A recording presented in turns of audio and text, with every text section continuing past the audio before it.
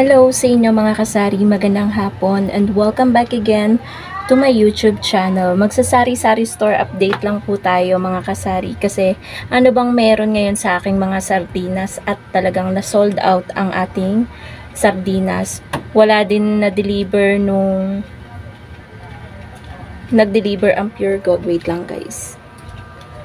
Ayan, medyo nabablanko ako. Noon kasing nag-deliver si Pure Gold nung Sunday, wala masyadong na-deliver na sardinas. Kaya yung sardinas natin, konti lang yung nadagdag. And pakita ko sa inyo mga kasari ngayon, yung status ngayon ng ating sardinas section na wala na talaga. Although meron pa naman, isang peraso. Ayan. Ayan yung ating sardinas section na sold out ngayon. Talagang walang laman yung ating yan. Nung isang araw pa sold out yung ating mga sardinas mga kasari. Ayan. And hindi rin ako makaalis kasi walang ibang magbabantay ng tindahan. Yung pinsan ko is nakauwi na sa Mindanao nung isang araw.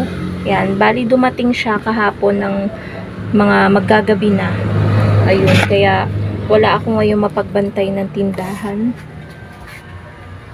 And then, ang kasama ko ngayon dito is si Basha, yung aking alaga. And, eto siya ngayon mga kasari. Ayan siya. Natutulog siya. Wala kasing bumibili guys, kaya nakakatulog siya. Pero, asahan nyo, kapag tumahol yan, ibig sabihin merong tao or bumibili or merong dumaan na something dito sa gilid. Ayun. Mag-update tayo ngayon mga kasari.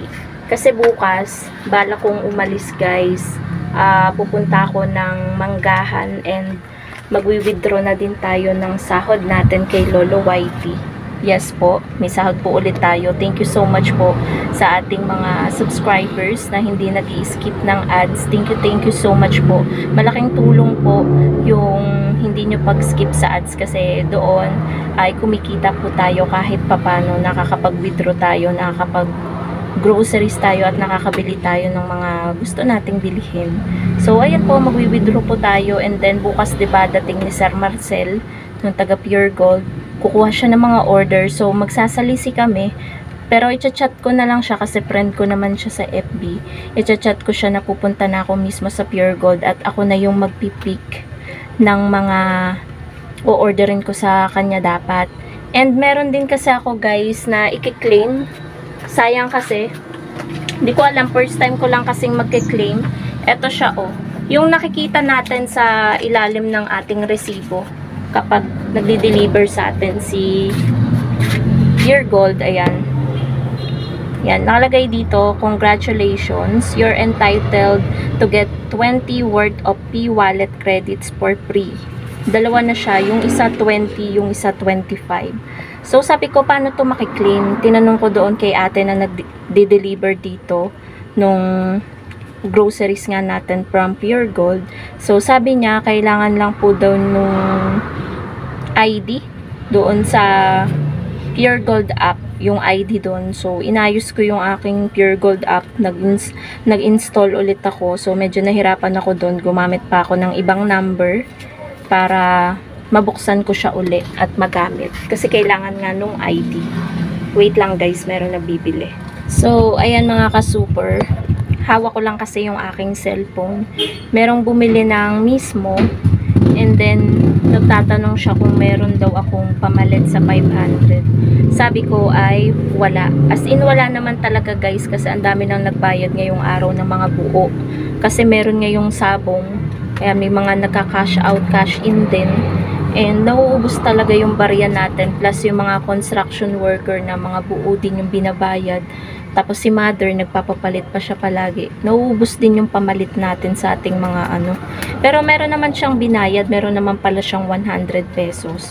Ngayon guys, i-update ko kayo. Ayun, dito na nga tayo. Ayan. I-try natin na i-redeem siya. Hindi ko alam kung saan nga nagagamit yung ano yung makukuha ko dito. Diba? Sana pwede siyang i-ano sa GCash. Diba? Hindi ko kasi alam yan. First time ko lang magkiklaim ng mga ganyan. So ngayon, update ko kayo mga kasari sa mga items na mabenta dito sa tindahan. Ayan, dito tayo sa ating mga delata. Ang mabenta guys is yung mga apritada, century tuna, mapa, maanghang at flakes in oil. Ayan po, sobrang mabenta po niyan. Yung mga ano hindi masyado guys, yung ating mga meatloaf, ganyan. Meron pa parating. Ayan guys, nagising na si Basha kasi may bumili. Automatic na tumatahol siya. Meron kasing bumili ng 2 perasong yosi and nagtatanong siya kung meron daw akong panindang tube ice. Eh, sabi ko wala. Yung yelo lang talaga, kaso kalalagay ko lang. Kasi kapag kinuha ko siya ng hindi pa as in buong buo, mabubutas. Sayang naman. Hindi po ako nagbebenta ng kalahati lang. Kapag nakakakuha ako, yung hindi nabubutas, nagbebenta ako. Pero ngayon guys, hindi ako nagtitinda. Kasi kapag nabutas, sayang yung 1 peraso, 'di ba? So, ayan. Ano pa bang mabebenta? Colgate na white. Mabenta siya sa mga construction worker, guys. And then, yung mga magic sarap, ganyan, sinigang mix. Ginisa mix ay nagiging mabenta din dito, guys. Ang ginisa mix, betchin. Tapos yung kape, pansin ko, hindi masyadong mabenta, guys, ang kape ngayon. 'Di ba lagi ko na share sa inyo, mabenta ang kape madalas. Pero ngayon guys, ang bumebenta lang na kape is Great Taste Choco, Kopiko Blanca, and Nescafe Original Twin Pack. Ang mabenta ngayon sa akin guys, na laging sold out. At kahapon, pag-uwi ng kapatid ko, pinadaan ko siya ng Pure Gold. Kasi naubos yung swak ko guys na Bear Brand. Nagpabili ako ng 2 haba and eto siya. Kasi guys, kakabili ko lang nung Tuesday nung sa ahente ko. Tapos naubos agad siya kahapon. Madami kasi talaga bumibili. May 2, 3. Kaya ang bilis maubos ng ating swak. And then yung Milo. And then Nescafe Stick. Sobrang mabenta din guys ng Nescafe Stick. Maraming bumibili niyan ngayon dito sa tindahan. Kasi ay 3 lang yung ating bentahan. Kasi sa ibang tindahan 4 yung bentahan niyan. Birch Tree na chocolate, mabenta din po yan mga kasari. Yung Energen, chocolate lang yung mabenta. Minsan lang may bumibili ng vanilla, kaya hindi ako bumibili ng sobrang dami. Kung ano lang yung mabenta, dun ako nagdadagdag ng stocks. Mabenta din po yung ating tripid pack na downy. Yung blue guys, ubos na yung blue natin. Pinakyaw kanina ng aming kapitbahay. Yung egg din po natin, mabenta din po yung ating egg. Kaya hindi po tayo nagpapawala. Pati na rin po ng tuyo. And then sa biscuit naman, pili lang yung mga mabibenta. Gaya ng Dewey Donut, Calchis. Ayan, pinambabaon ng mga estudyante. Skyflakes, ayan, mabenta. Rebisco Strawberry, Combi. Yan po yung mabibenta. Tapos, dito sa mga medyo madilim lang guys yung tindahan kasi sarado pa eh. Ayan o, nakababa pa yung mga trapal. Mga bandang ano ko pa yan itataas para lumiwanag dito sa loob. Kasi yung init nakatapat pa rin dito sa kabilang bilihan. Mga ano ko siya itataas, mga 2:00 ganyan. So mga 1 hour na lang naman. So dito mabenta yung downy, yung blue talaga. Yung kahit sa single, blue talaga yung mabenta. And then guys, ubos na yung ating Ariel powder and Tide powder. Ubos na po, wala na po ni isa dito sa ilalim. Tapos, ang mabenta din po dahil medyo maaraw-araw ngayon at napakainit, mabenta po yung ating Cobra, yung ating pong Coke mismo, Kasalo, yung 1.5 hindi po masyadong gumagalaw. Sting, yan, mabenta din po ang Sting. Tapos, bumebenta din naman yung mga Sprite mismo at Royal mismo. So, yun. Yun po yung mga mabibenta, medyo namamalat ako. And then, mga candies. Yan. Mabenta ngayon yung mga candies. Marami bumibili ngayon ng candy. And then, sa chichirya, update ko din kayo. Medyo haggard ang aking face kasi napakainit guys. Yung piatos natin na blue, wala na. Tapos nagaraya, mabenta din yung ating nagaraya. Tapos yung mga Moby, ganyan, pillows, loaded, ayan, mabebenta po yan. O nga pala, naalala ko, hindi ko yan nailista kanina. update ko din kayo kasi ngayon guys is Thursday. Tuwing Thursday talaga ako nagsusulat ng mga ano. Minsan nga Wednesday nagsusulat na ako ng mga o-orderin ko, pero dahil ayan, inayos ko yung sulat ko kasi ako ngayon magpipik, 'di ba? Magdadala na lang ako ng ballpen. Kapag nailagay ko na sa cart, checkan ko na. So ang dami nito guys. Ayan, makikita nyo naman. Bali tatlong page, pero yung pangatlo is hindi pa siya puno.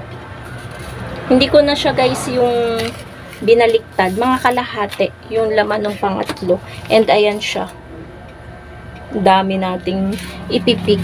Kaya hindi na ako guys magbablog kapag nandun ako sa Pure Gold. Para mabilis na din tayong makauwi kasi magwawalang maigi to si Basha or malulungkot siya ng malala kapag iniiwan. Kaya nga lagi ko yung kasama dito guys kasi nga iyak siya ng iyak sa loob. Hindi siya sanay ng walang kasama. Pero minsan talaga may times na iniiwan namin siyang mag-isa kasi no choice, may mahalaga kaming pupuntahan. So yan lang naman mga kasari yung update ko sa inyo. Sari-sari store update. And anong meron sa ating sardinas? Ayan guys, sold out yung ating sardinas. First time lang yan mangyari guys na as in talagang yan na lang talaga yung natira. Iisa na lang yung natira sa sardinas natin. Mabenta talaga ngayon guys yung mga delata.